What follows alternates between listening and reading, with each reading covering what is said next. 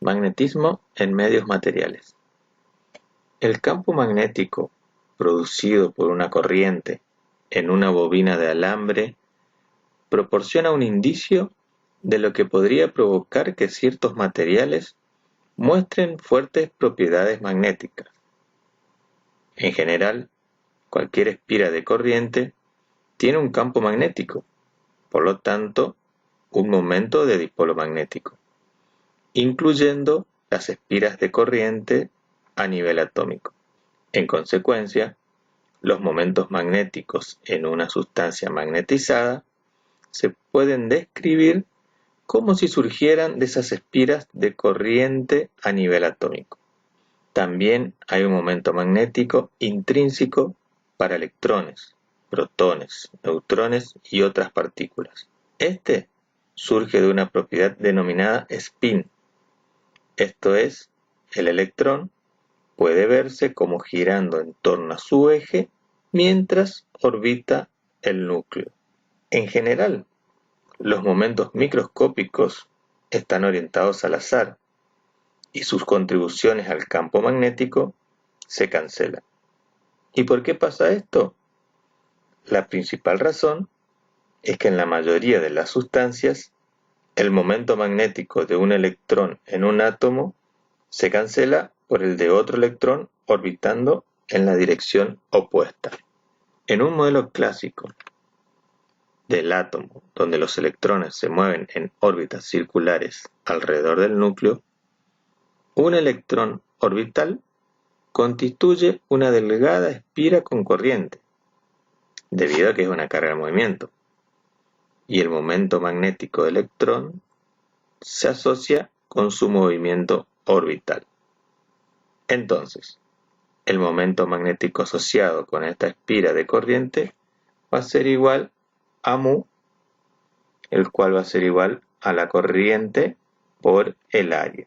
Si un cilindro de material con momento magnético permanente está en una zona con campo magnético B, los momentos microscópicos se van a orientar en la dirección del campo.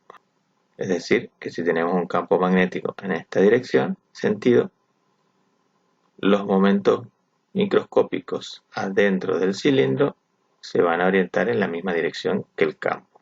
El estado magnético de una sustancia se describe por medio de una cantidad denominada vector de magnetización m.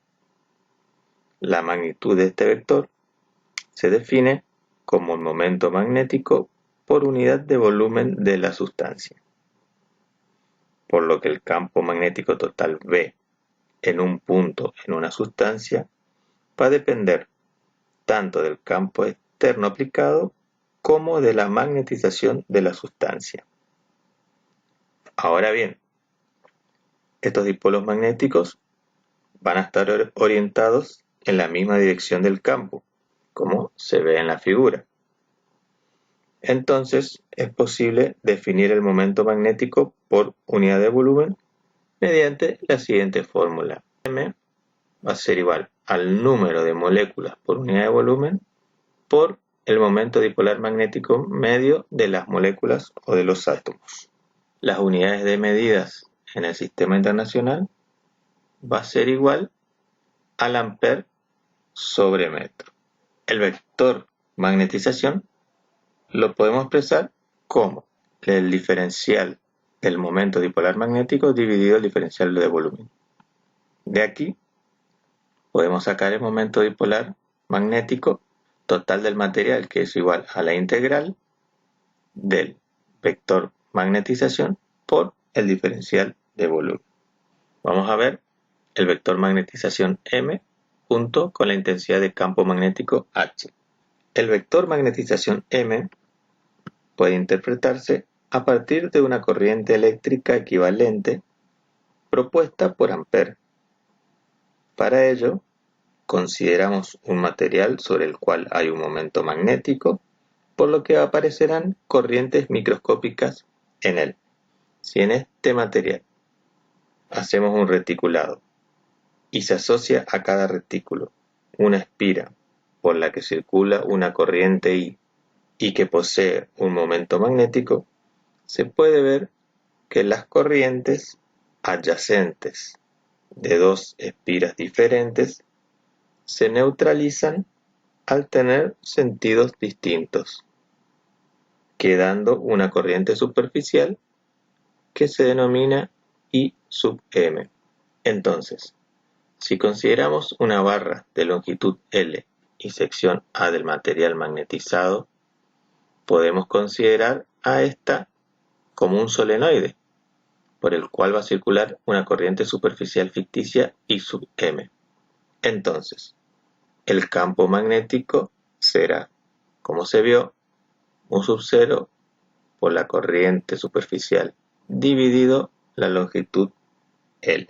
Tenemos que el momento dipolar es igual a mu, el cual es la corriente por el área, en el cual reemplazamos el valor de la corriente, por eso nos queda el campo por la longitud por el área dividido mu sub 0. Por otro lado, si se considera que la barra magnetizada tiene asociado un vector m, entonces su momento dipolar va a estar dado por lo que habíamos visto, la integral del vector m por el diferencial de volumen, el cual va a ser igual al vector m por L por A, donde A es el área de la sección de la muestra y L la longitud, ¿no? Como el momento dipolar es el mismo, entonces igual a esta expresión con esta expresión, de la cual longitud y área se anula con longitud y área, podemos obtener el campo magnético inducido por la magnetización M, que va a ser igual a mu sub 0 por M. Vectorialmente nos queda de esta manera. Entonces vemos que la magnitud del vector M de un material produce un campo de inducción magnética V sub M.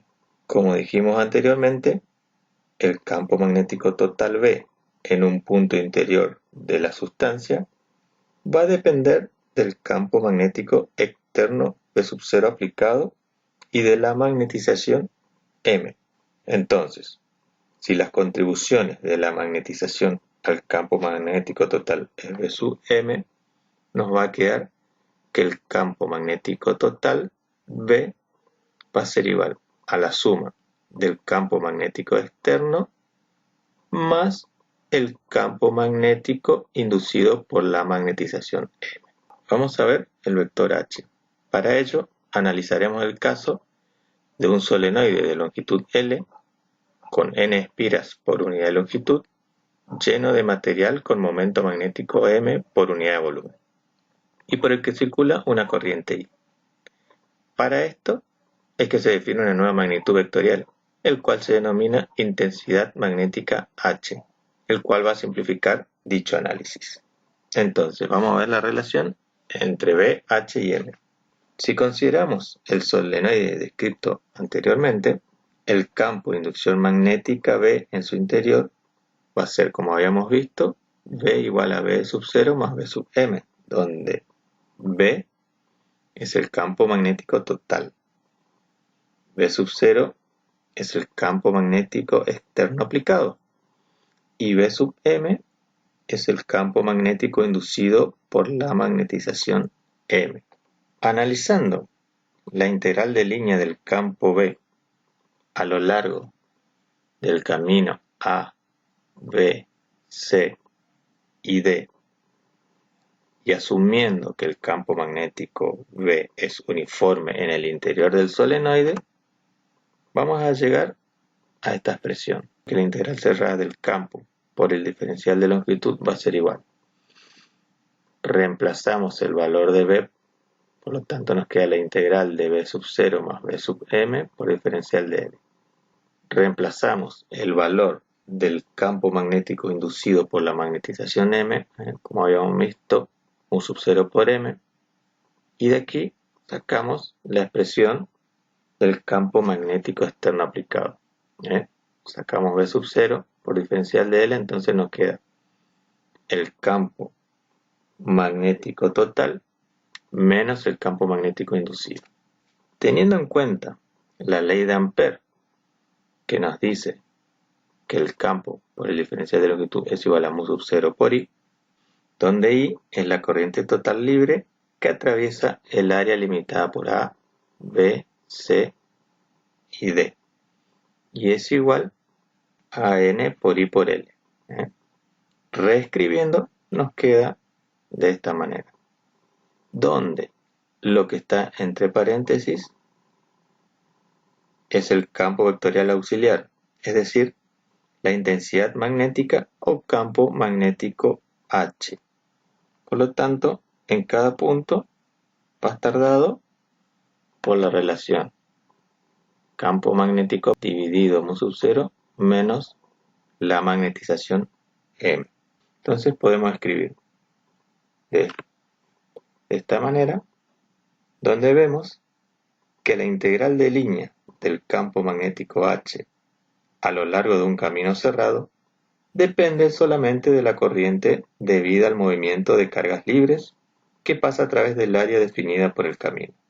La unidad de la intensidad magnética es ampere sobre metro. El cociente entre B y H será la permeabilidad magnética del medio mu, el cual, si reemplazamos el valor de B, nos queda de esta manera, mu sub 0 por 1 más la magnetización M dividido la intensidad magnética. La permeabilidad magnética relativa es igual a mu sobre mu sub 0, el cual nos va a quedar 1 más la magnetización M dividido la intensidad magnética. Ahora bien, la razón entre la magnetización y la intensidad magnética tiene un nombre, y es lo que se conoce como susceptibilidad magnética, el cual indica el grado de sensibilidad a la magnetización de un material influenciado por un campo magnético. Entonces, para materiales isotrópicos, H y M tienen la misma dirección y la susceptibilidad magnética va a ser un escalar. Y en materiales no isotrópicos, H y M en general no tienen la misma dirección, por lo tanto, la susceptibilidad magnética es un tensor.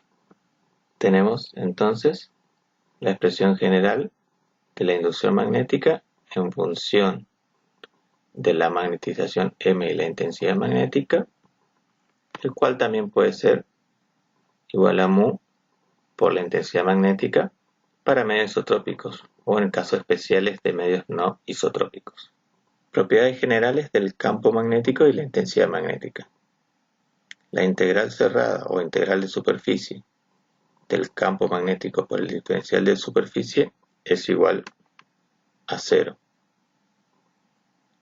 La integral curvilínea de la intensidad magnética sobre una trayectoria cerrada es igual a la intensidad de la corriente neta que atraviesa el área limitada por la trayectoria.